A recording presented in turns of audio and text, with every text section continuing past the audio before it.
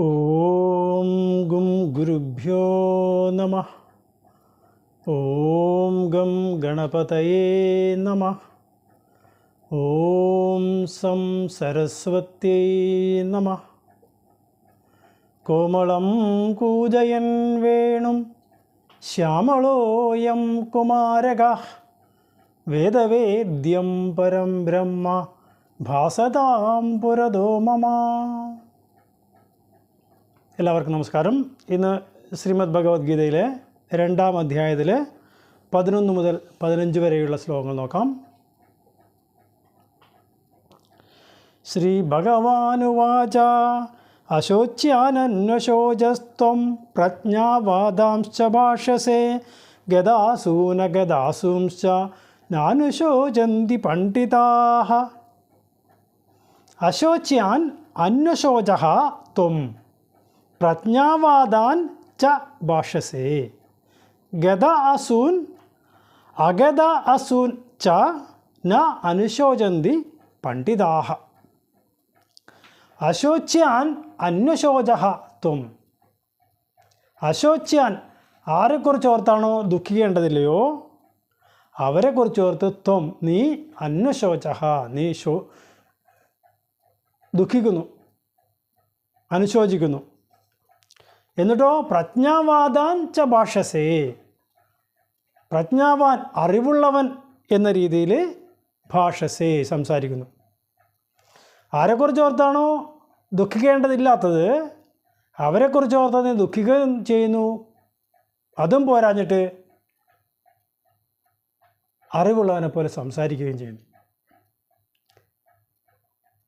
ഗദ അസൂൻ പ്രാണങ്ങൾ പോയവരെക്കുറിച്ച് ortho, Agatha അസൂൻ പ്രാണൻ പോയിട്ടില്ലാത്തവരെക്കുറിച്ച് ortho, ന അനുശോചന്തി പണ്ഡിതാഃ പണ്ഡിതന്മാർ അവരെക്കുറിച്ച് ഓർത്തൊന്നും അനുശോചിക്കുന്നില്ല. അറിവുള്ളവരെന്താണ് ചെയ്യുന്നത്? ഇതെല്ലാം ദേഹവും ദേഹിയും തമ്മിലുള്ള ബന്ധമാണ് എന്ന് മനസ്സിലാക്കി ദേഹികൾക്ക് ദേഹം എന്ന് പറയുന്നത് കേവലം ഒരു വസ്ത്രമാണ് എന്ന് തിരിച്ചറിയുന്നവരാണ് ജ്ഞാനികൾ. അവർ പ്രാണൻ പോയവരെ കുറിച്ചോർത്തോ അല്ലെങ്കിൽ ഇനി പ്രാണൻ പോകാൻ ഇരിക്കുന്നവരെ കുറിച്ചോർത്തോ ഒരിക്കലും ദുഃഖിക്കുകയില്ല. നിനക്കാണെങ്കിൽ അജ്ഞത നിമിത്തമാണ് ഇപ്രകാരം തോന്നുന്നത് മാത്രമല്ല, നീ അവരെക്കുറിച്ചോർത്ത് ദുഃഖിക്കുന്നത് കൂടാതെ വളരെ അറിവുള്ളവൻ സംസാരിക്കുന്നത് പോലെ സംസാരിക്കുകയും ചെയ്യുന്നു. അജ്ഞാനിയായ ഒരുവൻ ദുഃഖിക്കുന്നു എന്നത് മാത്രമല്ല, ഞാൻ പറയുന്ന കാര്യങ്ങളാണ് ശരി എന്ന് സമർത്ഥിക്കുകയും കൂടി ചെയ്യുന്നു നീ എന്നാണ് ഭഗവാൻ അർജുനനോട് പറയുന്നത്. ഇത് അറിവുള്ള ഒരാളുടെ ലക്ഷണമല്ല അർജുന. എന്തുകൊണ്ടാണെന്നാൽ എല്ലാ ജീവജാലങ്ങൾക്കും അവരുടെ ശരീരങ്ങളിൽ ഇരിക്കുന്ന ആ ദേഹിക്ക് 6 ഭാവങ്ങൾ ഉണ്ടെന്നാണ് പറയുന്നത്. 6 ഭാവങ്ങൾ എന്ന് പറയുന്നത് അസ്ഥി, ജായതേ, വർദ്ധതേ, വിപരിണമതേ, അപക്ഷീയതേ, നശ്യതി. ഇതാണ് 6 ഭാവങ്ങൾ. അസ്ഥി എന്ന് പറഞ്ഞാൽ ഉണ്ടാവുക, ഒരു ജീവാത്മാവ് ഒരു ശരീരത്തോടുകൂടി ചേരുക. അത് കഴിഞ്ഞിട്ട് അമ്മയുടെ ഉദരത്തിൽ വെച്ച് അത് വളരുന്നു. എന്നിട്ട് ജായതേ ജനിക്കുന്നു. എന്നിട്ട് 3-ാമത്തെ അവസ്ഥയിൽ അത് വർദ്ധതേ പിന്നീട് വളർച്ചയെ പ്രാപിക്കുന്നു ആ ജനിച്ച കുഞ്ഞ്. അതും കഴിഞ്ഞ് കുറേ വളർന്നു കഴിയുമ്പോൾ വിപരിണമതേ അതിനെ വിശേഷാൽ പരിണാമം സംഭവിക്കുന്നു, പ്രായപൂർത്തിയാവുന്നു. അത് കഴിഞ്ഞ് പിന്നെയും കുറച്ച് നാൾ മുന്നോട്ട് പോകുമ്പോഴേക്കും അപക്ഷീയതേ ക്ഷീണിച്ചു തുടങ്ങുന്നു. അവസാനമായിട്ട് നശ്യതി നശിക്കുന്നു. അപ്പോൾ ഓരോ ജീവാത്മാവിനും ഓരോ ശരീരം എടുക്കുമ്പോഴും ഇപ്രകാരം 6 ഭാവങ്ങളിലൂടെ കടന്നു പോകുന്നത് തന്നെയാണ്. ഇത് അറിയുന്നവരാണ് ജ്ഞാനികൾ. അവർ ഇതോർത്ത് ദുഃഖിക്കുകയില്ല. പക്ഷേ നിനക്കിത് അറിയാത്തതിൻ്റെ ആ വ്യത്യാസം കൊണ്ടാണ് നീ അവരെക്കുറിച്ചോർത്ത് ദുഃഖിക്കുന്നതും അറിവുള്ളതിനെ പോലെ സംസാരിക്കുന്നതും. അത് അഭിലഷണീയമല്ല അർജുന എന്നാണ് പറയുന്നത്. എന്തുകൊണ്ടാണ് നിനക്ക് ഇത് ദുഃഖമുണ്ടാകാൻ ഒരു കാരണമാകുന്നത് എന്നത് ചോദിച്ചാൽ അത് അറിവില്ലായ്മ നിമിത്തമാണ്. ഈ ദേഹിയുടെയും ദേഹത്തിൻ്റെയും ബന്ധത്തെക്കുറിച്ച് ശരിയായ അറിവില്ലാത്തതിൻ്റെ ഫലമാണ് നിനക്കിപ്പോൾ ഉണ്ടാകുന്ന ഈ ദുഃഖവും അതിൽ നിന്ന് ഒരു ജ്ഞാനിയാണെന്ന ഭാവത്തിലൂടെ നിൻ്റെ ആശയങ്ങളെ സമർത്ഥിക്കുവാനായിട്ടുള്ള ശ്രമവും.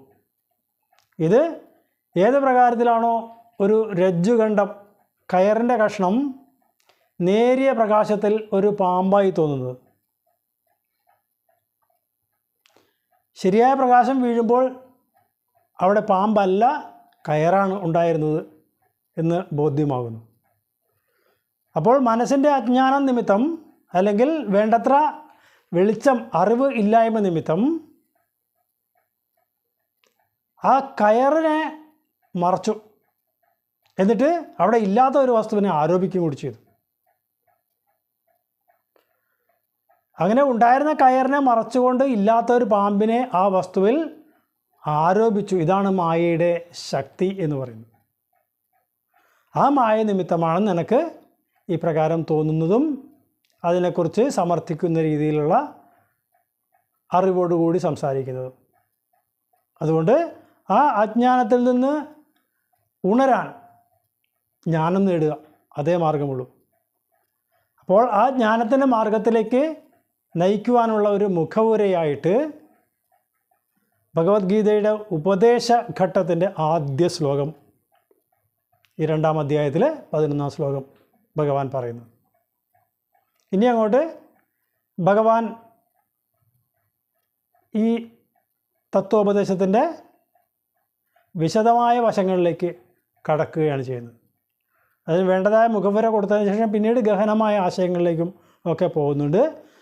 എന്തായാലും 2-ാം അധ്യായമാണ് ഭഗവത്ഗീതയുടെ സംക്ഷിപ്ത രൂപം. പിന്നീടുള്ള അധ്യായങ്ങളെല്ലാം ഈ 2-ാം അധ്യായത്തിൽ പറഞ്ഞ കാര്യങ്ങളുടെ വിശദീകരണങ്ങളാണ്. മുമ്പ് സൂചിപ്പിച്ചതുപോലെ ഈ ഗീതോപദേശം ഒരുപക്ഷെ ധർമ്മപുത്രർക്കായിരുന്നുവെങ്കിൽ ഈ 2 അധ്യായങ്ങളെ കൊണ്ട് ഭഗവത്ഗീത പൂർണ്ണമാകുമായിരുന്നു. കാരണം ധർമ്മപുത്രർക്ക് അദ്ദേഹത്തിൻ്റെ അറിവിൻ്റെ ഗ്രഹണശേഷി അത്രയ്ക്ക് അധികമാണ്. പക്ഷേ അർജുനന് അത്രയ്ക്ക് ഗ്രാഹ്യം ഇല്ലാത്തത് കൊണ്ടാണ് ഈ 2-ാം അധ്യായത്തിൽ പറഞ്ഞ കാര്യങ്ങൾ പിന്നീട് 16 അധ്യായങ്ങളിൽ കൂടി വിശദമാക്കേണ്ടതായി വന്നത് എന്നാണ്. എന്തായാലും അർജുനൻ അജ്ഞാനിയായത് നമ്മളുടെ ഭാഗ്യം. അല്ലെങ്കിൽ അറിവിൻ്റെ ഉന്നതമായ തലത്ത് നിന്നുകൊണ്ട് ധർമ്മപുത്രർക്കായിട്ട് മാത്രമായിരുന്നു ഈ ഉപദേശം നൽകിയിരുന്നതെങ്കിൽ സാധാരണ ജനങ്ങളായ നമുക്കൊന്നും ഇത് ഗ്രാഹ്യമല്ലാതെ വന്നു പോകുമായിരുന്നു. നമ്മൾ അർജുനൻ്റെ ലെവലിൽ എത്തിയെന്ന് അർത്ഥമില്ല, എങ്കിലും പതിയെ പതിയെ നമ്മളും ആ നിലയിലേക്ക് ഉയരും നിരന്തരമായ അനുസന്ധാനത്തിലൂടെ. അതിനായിട്ടുള്ള ശ്രമങ്ങൾ നമ്മുടെ ഭാഗത്തുനിന്നുണ്ടാകണം എന്നതേയുള്ളൂ.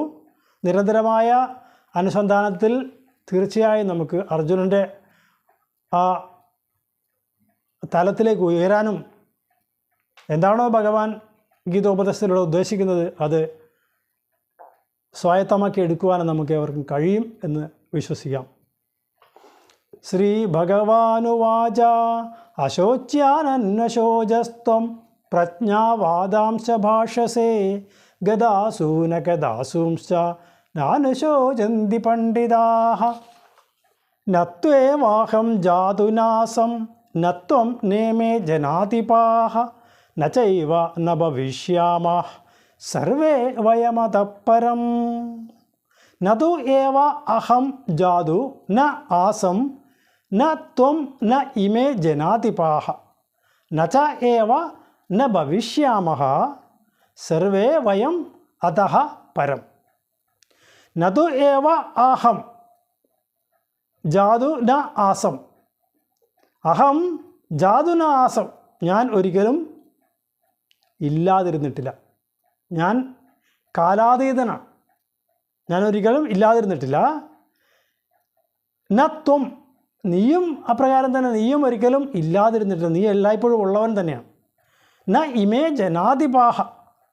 ഈ വന്ന് അണിനിരന്നിരിക്കുന്ന രാജാക്കന്മാരൊക്കെ അവരും ആരും ഒരിക്കലും ഇല്ലാതിരുന്നിട്ടില്ല. അതഹ പരം, ഇനി കുറച്ചൊരു കഴിയുമ്പോൾ ഈ യുദ്ധത്തിന് ശേഷമാണെങ്കിലും ന ഭവിഷ്യാമ ന ചേവ, എല്ലാവരും ഇല്ലാതാവുകയും ഇല്ല. അതായത് ഈ യുദ്ധരംഗത്ത് വന്ന് അണിനിരന്നിരിക്കുന്ന ഞാനോ നീയോ ഈ രാജാക്കന്മാരോ ഒന്നും ഒരിക്കലും ഇല്ലാതിരുന്നവരല്ല. ഈ യുദ്ധത്തിന് ശേഷം നമ്മളാരും ഇല്ലാതാകാൻ പോകുന്നവരുമല്ല. അപ്പോൾ എന്താണ് ഉണ്ടായത്, എന്താണ് നശിച്ചത്? അത് വിശദമായി ആലോചിച്ചാൽ കേവലം ശരീരം മാത്രമാണ്. ശരീരത്തിന് ഉണ്മയും നാശവുമുണ്ട്. എന്നാൽ ആ ശരീരത്തിൻ്റെ ഉള്ളിലിരിക്കുന്ന ജീവാത്മാവിനാണെങ്കിൽ ഇത് രണ്ടുമില്ല. അത് കാലാതിവർത്തിയാണ്, കാലത്തിനും അതീതമായിട്ട് വർത്തിക്കുന്ന ഒന്നാണ് ഈ ജീവാത്മാവ്. അത് പരമാത്മാവായ ഈശ്വരൻ്റെ അംശവും കൂടിയാണ്. അതുകൊണ്ട് ഏതൊരു തെറ്റിദ്ധാരണ നിമിത്തമാണോ നമ്മൾ ഇവരെ കൊല്ലാൻ പോകുന്നുവെന്നും അവർ നമ്മളെ കൊല്ലുമെന്നും ഉള്ള ധാരണയുണ്ടാകുന്നത്, അത് കേവലം ശരീരത്തിൻ്റെ ഭാവങ്ങൾ മാത്രമാണ്. എല്ലാ ജീവാത്മാക്കൾക്കും ഓരോരോ ശരീരങ്ങൾ എടുക്കേണ്ടതായി വരുന്നു. ആ എടുത്ത ശരീരത്തെ കുറച്ച് കഴിയുമ്പോൾ ഉപേക്ഷിക്കേണ്ടതായും വരുന്നു. അപ്പോൾ ഒരിക്കലും ശരീരങ്ങൾ ഇല്ലാതാകുന്നില്ല എന്നുള്ളത് ഒരു വലിയ സത്യം തന്നെയാണ്. ഇവിടെ ഈ യുദ്ധരംഗത്ത് വന്ന് അണിചേർന്ന് നിൽക്കുന്ന ആരും ഇപ്രകാരം നശിക്കും എന്നുള്ള ഒരു ബോധം നിനക്കുണ്ടാകേണ്ടതില്ല അർജുന. പക്ഷേ കാലത്തിൻ്റെതായ ആ നിയമങ്ങളെ അനുസരിച്ച് നമ്മളെല്ലാവരും ജീവിക്കുമ്പോൾ അതിനിടയിലൂടെ ഒരു പ്രത്യേകമായ കാര്യം നിർവഹിക്കപ്പെടേണ്ടതാണ് ധർമ്മം. ഏത് ഭാഗത്താണോ ധർമ്മം നിലനിൽക്കുന്നത് അവർക്ക് ശ്രേയസ്സുണ്ടാകണം. എവിടെയാണോ അധർമ്മമുള്ളത് അവർക്ക് നാശമുണ്ടാകണം. കാരണം ഈ പ്രപഞ്ചത്തിൽ എല്ലാ സമയവും നിലനിൽക്കേണ്ടത് ധർമ്മമാണ്.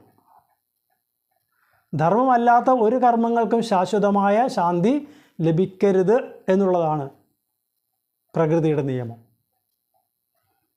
ഇവിടെ ഈ വന്ന് അണിചേർന്ന് നിൽക്കുന്ന രാജാക്കന്മാരിൽ പലരും ധാരാളം അധർമ്മങ്ങൾ ചെയ്തവരാണ്.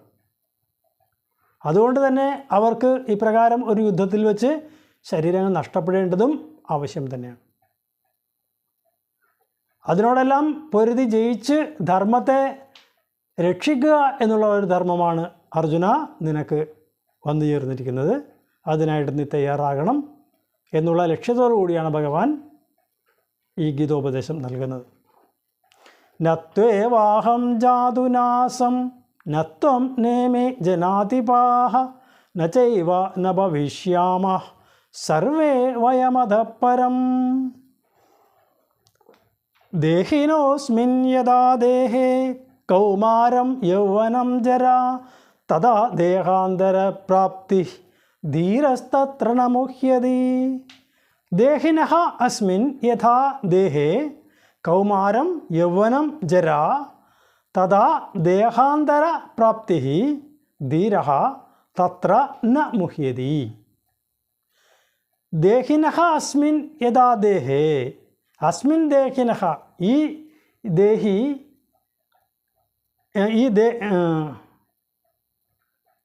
ഈ ദേഹി അല്ലെങ്കിൽ ജീവാത്മാവ് യഥാദേഹേ, എപ്രകാരമാണോ ഈ ദേഹത്തിൽ കൗമാരം യൗവനം ജരാ, ഒരു ശരീരത്തിൽ ഇരിക്കുന്ന ജീവാത്മാവിന് ഏത് പ്രകാരത്തിലാണോ ആ ശരീരത്തിൽ വന്നു ഭവിക്കുന്ന മാറ്റങ്ങൾ, അത് കൗമാരം യൗവനം ജര, കുമാരാവസ്ഥയും യൗവനാവസ്ഥയും ജരാനര ബാധിക്കുന്നതും ഉള്ളതായ അവസ്ഥയിലൂടെ ഈ ശരീരം കടന്നു പോകുമ്പോൾ അതിൻ്റെ ഉള്ളിലിരിക്കുന്ന ജീവാത്മാവ് ഏത് പ്രകാരമാണോ അത് മനസ്സിലാക്കുന്നത്, തഥാ പ്രകാരം തന്നെയാണ് ദേഹാന്തരപ്രാപ്തി, വേറെ ശരീരം ലഭിക്കുമ്പോഴും ആ ജീവാത്മാവ് മനസ്സിലാക്കുന്നത്. ധീരഹ തത്ര ന മോഹ്യതി, ഈ കാര്യമോർത്ത് അറിവുള്ളവർ മോഹിക്കപ്പെടുന്നില്ല, ദുഃഖിക്കുന്നില്ല, പരിഭ്രമിക്കുന്നില്ല. ഒരു ശരീരത്തിൽ കുടികൊള്ളുന്ന ജീവാത്മാവിനെ സംബന്ധിച്ചിടത്തോളം ആ ശരീരത്തിനുണ്ടാകുന്ന ശൈശവം, കൗമാരം, യൗവനം, ജരാനര തുടങ്ങിയ അവസ്ഥാഭേദങ്ങളെ ഏത് പ്രകാരം നമ്മൾ മനസ്സിലാക്കുന്നുവോ അതുപോലെ തന്നെയേ ഉള്ളൂ ഈ ശരീരം ഉപേക്ഷിച്ച് വേറൊരു ശരീരത്തെ കൈക്കൊള്ളുന്നത്. അപ്പോൾ ശരീരം ഉപേക്ഷിച്ച് വേറെ ശരീരം കൈക്കൊള്ളുന്നത് എന്നത് നമ്മളെ സംബന്ധിച്ചിടത്തോളം ഒരു ഭീതിതമായ കാര്യമാണ്. മരണം എന്നത് എല്ലാവർക്കും ഭയമുളവാക്കുന്ന ഒരു കാര്യമാണ്. അതേസമയം ഈ ദേഹത്തിൻ്റെ അവസ്ഥാന്തരങ്ങളൊന്നും നമ്മളെ അത്രയേറെ ദുഃഖിപ്പിക്കുന്നില്ല. പക്ഷേ ദേഹാന്തരപ്രാപ്തി എന്ന് പറയുമ്പോൾ, മരണം എന്ന് പറയുമ്പോൾ മനുഷ്യരെല്ലാവരും ഭയപ്പെടുന്ന ഒന്ന് തന്നെ. അറിവുള്ളവർ അപ്രകാരം ഈ മരണത്തെ ഭയപ്പെടുന്നില്ല എന്നാണ് ഭഗവാൻ പറയുന്നത്. കാരണം ഈ ദേഹിക്ക് യാത്ര ചെയ്യുന്നതിനുള്ള ഒരു ഉപാധി മാത്രമാണ് ദേഹമെന്നും അതിന് അവസ്ഥ ഭേദങ്ങൾ ഉണ്ടാവുക സ്വാഭാവികം മാത്രമാണ് എന്നും, ഏതൊരു ജീവാത്മാവാണോ ശരീരം ധരിച്ചുകൊണ്ട് ജന്മമെടുക്കുന്നത് ആ ജീവാത്മാവിന് ആ ശരീരത്തെ ഒരവസരത്തിൽ ഉപേക്ഷിക്കേണ്ടതായി വരും എന്നതും പ്രകൃതി നിയമമാണ്. ഇതിൽ നിന്ന് ആരും മുക്തരല്ല. മരണം ഉണ്ടാവാതിരിക്കണമെങ്കിൽ ഒരേ ഒരു കാര്യമേ ഉള്ളൂ, ജനനം ഉണ്ടാവരുത്. ജനിച്ച എല്ലാ ജീവികൾക്കും മരണം ഉറപ്പാണ്. അപ്പം അങ്ങനെ ഇരിക്കെ ഈ മരണത്തെ ഓർത്ത് എന്തിനാണ് അറിവുള്ളവർ ദുഃഖിക്കുന്നത് എന്നാണ് ഭഗവാൻ ഇവിടെ അർജുനനോട് ഉപദേശിക്കുന്നത്. ദേഹിനോസ്മിൻ യഥാ ദേഹേ കൗമാരം യൗവനം ജരാ തഥാ ദേഹാന്തരപ്രാപ്തി ധീരസ്തത്ര മുഹ്യതി. മാത്രാസ്പർശാസ്തു കൗന്ദേയ ശീതോഷ്ണസുഖദുഃഖദാഃ ആഗമാപായിനോ നിത്യാഃ താം തിതിക്ഷസ്വ ഭാരത. മാത്രാസ്പർശാഃ തു കൗന്ദേയ ശീത ഉഷ്ണ സുഖ ദുഃഖദാഃ ആഗമാപായിനഃ അനിത്യാഃ താം തിതിക്ഷസ്വ ഭാരത. മാത്രാസ്പർശാഃ, മാത്രകൾ ശബ്ദസ്പർശ രൂപരസഗന്ധങ്ങളാകുന്ന പഞ്ചതന്മാത്രകൾ. ഇത് കണ്ണ്, ചെവി, മൂക്ക്, നാക്ക് എന്ന് പറയുന്ന 5 ജ്ഞാനേന്ദ്രിയങ്ങളുടെ വിഷയങ്ങളാണ്. ഈ ഇന്ദ്രിയ വിഷയങ്ങളെയാണ് മാത്രകൾ എന്ന് പറയുന്നത്. അപ്പോൾ ഈ മാത്രാസ്പർശ എന്ന് പറയുന്ന മാത്രകളോടുള്ള ബന്ധങ്ങൾ, ഇന്ദ്രിയങ്ങളുടെ ബന്ധങ്ങൾ, അത് ശീത ഉഷ്ണ സുഖദുഃഖദാഹ, ശീതവും ഉഷ്ണവും സുഖവും ദുഃഖവും ഒക്കെ ദാനം ചെയ്യുന്നവയാണ്. പിന്നെയോ ഇവ ആഗമാപായിനഃ, ഇത് വന്നും പോയും ഇരിക്കുന്നതാണ്. കൂടാതെ അനിത്യാഹ, ഇത് നിത്യതയുള്ളതല്ല, എല്ലാ കാലവും നിൽക്കുന്നതല്ല. അതുകൊണ്ട് താം തിതിക്ഷസ്വ, അതുകൊണ്ട് നീ ഇവയെ സഹിച്ചാലും ഭാരത, ഭരതവംശജനായ അർജുന. നമ്മളുടെ ജ്ഞാനേന്ദ്രിയങ്ങൾക്ക് വിഷയീഭവിക്കുന്നതായ ശബ്ദസ്പർശ രൂപരസഗന്ധങ്ങളാകുന്ന പഞ്ചതന്മാത്രകൾ ആ ഇന്ദ്രിയങ്ങൾക്ക് ഇന്ദ്രിയ വിഷയങ്ങളോടുള്ള ബന്ധം നിമിത്തം ശീതവും ഉഷ്ണവും സുഖവും ദുഃഖവും ഒക്കെ ഉണ്ടാക്കുന്നവ ആയിരിക്കുന്നു. അതെല്ലാം വന്നും പോയും ഇരിക്കുന്നതും ഇത് നിത്യതയില്ലാത്തതുമാണ്, എല്ലാ കാലവും നിലനിൽക്കാത്തതാണ്. അങ്ങനെയുള്ള ഈ ഇന്ദ്രിയ വിഷയങ്ങളെ, അല്ലെങ്കിൽ ഇന്ദ്രിയങ്ങൾക്ക് ഈ വിഷയങ്ങളോടുള്ള ബന്ധത്തെ തിതിക്ഷസ്വ, നീ സഹിച്ചാലും. ഇതിനെല്ലാം അതിജീവിക്കുന്ന ഒരവസ്ഥയിലേക്ക് ഉയരണം എന്നാണ് ഭഗവാനോട് പറയുന്നത്. ഇന്ദ്രിയ സുഖങ്ങൾക്ക് പിന്നാലെ പായുന്ന ഒരു വ്യക്തിക്ക് ഒരിക്കലും ആത്മജ്ഞാനത്തിലേക്ക് ഉയരാനായിട്ട് സാധിക്കുന്നതല്ല. ഇന്ദ്രിയങ്ങളെ സ്വയം നമ്മിലേക്ക് തന്നെ ഉപസംഹരിക്കുക എന്നതാണ്. ഇനി പിന്നീട് ഒരാമയുടെ കഥയെല്ലാം പറയുന്നത്, യഥാ സംഹരതേജായം കൂർമ്മോ അങ്കാനി ഇവ സർവശഃ. എങ്ങനെയാണോ ഒരു ആമ തൻ്റെ കൈയും കാലും മുഖവും ഒക്കെ തൻ്റെ ആ പുറന്തോടന് ഉള്ളിലേക്ക് വലിക്കുന്നത് എന്ന് പറയുന്നത് പോലെ ഇന്ദ്രിയങ്ങളെയൊക്കെ തന്നിലേക്ക് തന്നെ അടക്കുന്നവനാണ് ജ്ഞാനമാർഗത്തിലേക്ക് എത്താൻ യോഗ്യനായി ഭവിക്കുന്നത്. അതുകൊണ്ട് ഈ ഇന്ദ്രിയ സംഗമം അല്ലെങ്കിൽ ഇന്ദ്രിയങ്ങൾക്ക് വിഷയങ്ങളോടുണ്ടാകുന്ന ചേർച്ച അത് ശീതവും ഉഷ്ണവും സുഖവും ദുഃഖവും ഉണ്ടാക്കുന്നതും വന്നും പോയി ഇരിക്കുന്നതും നിത്യങ്ങളല്ലാത്തതുമായതുകൊണ്ട് അല്ലയോ അർജുന, നീ അതിനെല്ലാം സഹിച്ചാലും എന്നാണ് ഭഗവാൻ ഇവിടെ പറയുന്നത്. മാത്ര സ്പർശാസ്തു കൗന്ദേയ ശീതോഷ്ണസുഖ ദുഃഖദാഹ ആഗമാപായിനോ നിത്യ താം തിദിക്ഷസ്വ ഭാരത. യം ഹിന വ്യദയന്ത്യേതേ പുരുഷം പുരുഷർഷഭ സമദുഃഖസുഖം ധീരം സ്വമൃതത്വായ കൽപ്പതേ. യം ഹിന വ്യദയന്തി ഏതേ പുരുഷം പുരുഷർഷഭ സമദുഃഖസുഖം ധീരം സഹ അമൃതത്വായ കൽപ്പതേ. യം ഹിന വ്യദയന്തി ഏതേ, ഏതൊരാളെയാണോ ഈ ഇന്ദ്രിയങ്ങളും ഇന്ദ്രിയ വിഷയങ്ങളും ദുഃഖിപ്പിക്കാത്തത്, അപ്രകാരം ഉള്ള പുരുഷൻ, അല്ലയോ പുരുഷർഷഭ, പുരുഷശ്രേഷ്ഠ, ഏതൊരു പുരുഷനെയാണോ ഈ പ്രകാരമുള്ള ഇന്ദ്രിയ വിഷയബന്ധങ്ങൾ അല്ലെങ്കിൽ ഇന്ദ്രിയങ്ങളും അതിൻ്റെ മാത്രകൾ തമ്മിലുള്ള ഈ ബന്ധങ്ങൾ ദുഃഖിപ്പിക്കാതിരിക്കുന്നത്, സമദുഃഖ സുഖം ധീരം, അയാൾക്ക് സുഖത്തിലും ദുഃഖത്തിലും സമമായ ഭാവന ഉണ്ടാകുന്നത്, അപ്രകാരം ഉള്ള ധീരനായ ഒരാൾ സഹ അമൃതത്വായ കൽപ്പതേ, അയാൾ അമൃതത്വത്തിന് യോഗ്യനായി ഭവിക്കുന്നു. ഏതൊരാൾക്കാണോ ഈ ഇന്ദ്രിയങ്ങളെ ഇന്ദ്രിയ വിഷയങ്ങളിൽ നിന്നും വിടർത്തി സുഖത്തിലും ദുഃഖത്തിലും ശീതത്തിലും ഉഷ്ണത്തിലും എല്ലാം സമഭാവനയോടുകൂടി നിലനിൽക്കാൻ സാധിക്കുന്നത്, അയാളാണ് ഇന്ദ്രിയങ്ങളെ ജയിച്ച ജ്ഞാനത്തിന് യോഗ്യനായി ഭവിച്ച ഒരു ഉത്തമ പുരുഷൻ. അതുകൊണ്ട്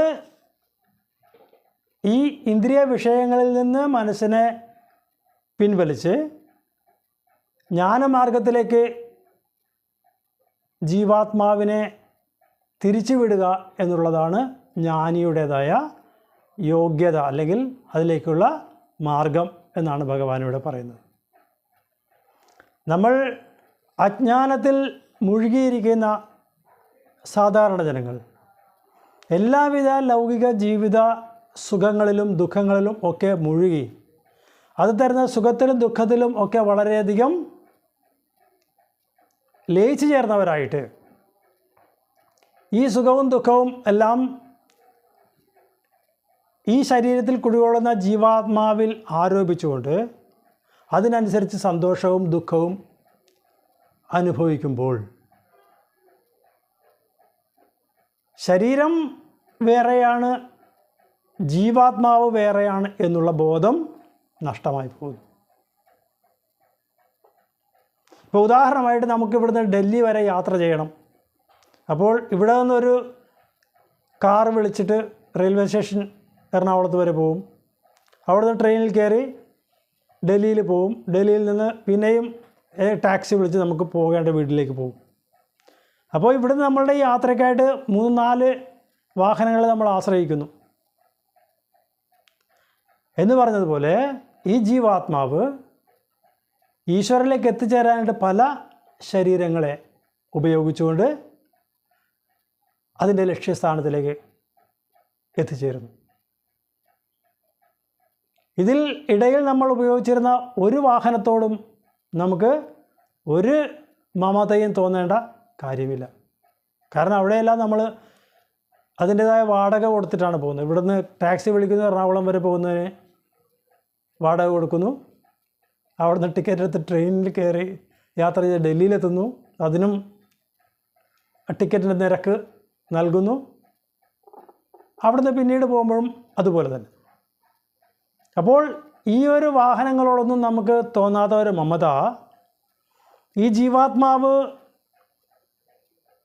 പ്രവേശിച്ച് ശരീരത്തിലിരുന്നു കൊണ്ട് ഈ പ്രകാരം കുറച്ചധികം നാൾ യാത്ര ചെയ്തു എന്ന് വെച്ച് ഈ ശരീരത്തോട് അത്ര മമതയൊന്നും തോന്നേണ്ട ഒരു കാരണം അല്ലെങ്കിൽ ഒരു ആവശ്യം ഇല്ല എന്നാണ് ഭഗവാൻ ഇവിടെ പറയുന്നത്. അതാണ് ജ്ഞാനിയുടെ ലക്ഷണം എന്നുകൂടി ഭഗവാൻ ഇവിടെ സൂചിപ്പിക്കുന്നു അർജുനനോട്. യം ഹിന വ്യതയന്ത്യേതേ പുരുഷം പുരുഷർഷഭ സമദുഃഖസുഖം ധീരം സോമൃതത്വായ കൽപ്പതേ. ഓം കരചരണകൃതം വാ കായജം കർമ്മജം വാ ശ്രവണനയനജം വാ മാനസം വാ പരാധം വിഹിതം അവിഹിതം വാ സർവമേതക്ഷമസ്വ. ജയ ജയ കരുണാബ്ദേ ശ്രീമഹാദേവ ശംഭോ. കായേന വാചാ മനസേന്ദ്രിയൈർവാ ബുദ്ധ്യാത്മനൈവാ പ്രകൃതിർസ്വഭാവാത് കരോമി യത് സകലം പരസ്മൈ നാരായണായേതി സമർപ്പയാമി. ഓം പൂർണ്ണമദ പൂർണ്ണമിദം പൂർണ്ണാത് പൂർണ്ണമുദച്യതേ പൂർണ്ണസ്യ പൂർണ്ണമാദായ പൂർണ്ണമേവാവശിഷ്യതേ. ഓം ശാന്തി ശാന്തി ശാന്തി.